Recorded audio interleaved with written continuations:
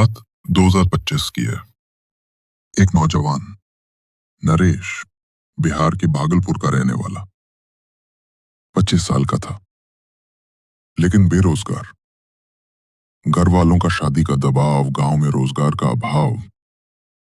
उसने सोचा क्यों ना शहर जाकर कुछ काम ढूंढा जाए। फिर क्या था, गांव के ही एक व्यक्ति के भरोसे नरेश नोएडा आ गया।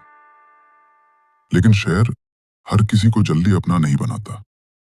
3-4 दिन भटकने के बाद भी कोई नौकरी नहीं मिली। दोस्त ने भी साथ छोड़ दिया और एक रात नरेश रेलवे स्टेशन के प्लेटफॉर्म पर सोया। भूखा, थका, लेकिन हारा नहीं। एक सुबह जब वो एक वीरान मैदान में सो रहा था, एक बूढ़ा व्यक्ति आया, छड़ी से जगाया, पूछा, कौन हो बेटा? नरेश ने सब कुछ बता दिया। बूढ़ा बोला, तुम जानते हो ये कहाँ सोए थे? ये शमशान है। नरेश बोला, मुझे फर्क नहीं पड़ता बाबूजी, बस जीना है और काम करना है।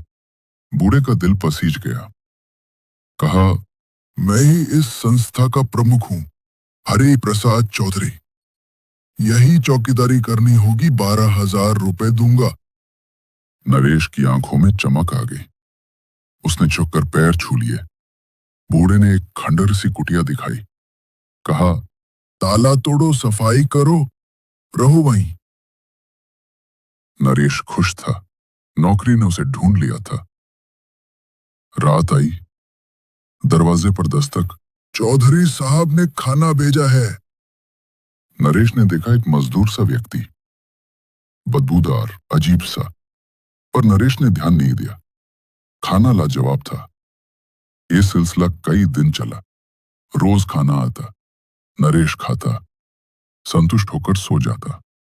एक दिन वो शिव मंदिर गया, भंडारे में भरपेट खा लिया, वापस आया, फिर दस्तक। पर आज वो खाना खा नहीं सकता था। भूख थी ही नहीं। सोचा, रख देता हूं, सुबह देखूंगा। सुबह हुई, बदबू से नींद खुली।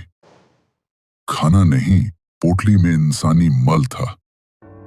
नरेश स्तब्ध, गुस्से में चौधरी साहब को कोसता हुआ उनके बताए पते पर गया।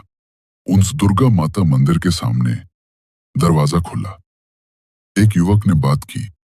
नरेश ने कहा, मुझे हरि प्रसाद चौधरी जी से मिलना है।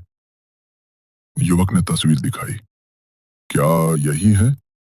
नरेश बोला, हाँ, यही है। युवक बोला, पर इनका निधन 7 साल पहले हो चुका है। नरेश जमीन पर गिर पड़ा। होश आया। चौधरी जी का परिवार सामने था। उन्होंने सारी बातें सुनी और कहा, तुम जिनके साथ रह रहे थे वो आत्मा थी, और जो खाना तुम खा रहे थे वो एक भ्रम था। रात में वो स्वादिष्ट भोजन सूरज निकलते ही वो इंसानी मल बन जाता था। पर भगवान का शुक्र था, नरेश अब सही सलामत था।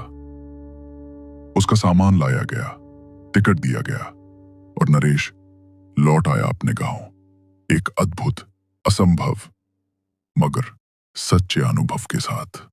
कभी कभी आत्माएं भी किसी सच्चे इंसान को पहचान लेती हैं, उसे आजमाती हैं और फिर शक्ति देती हैं।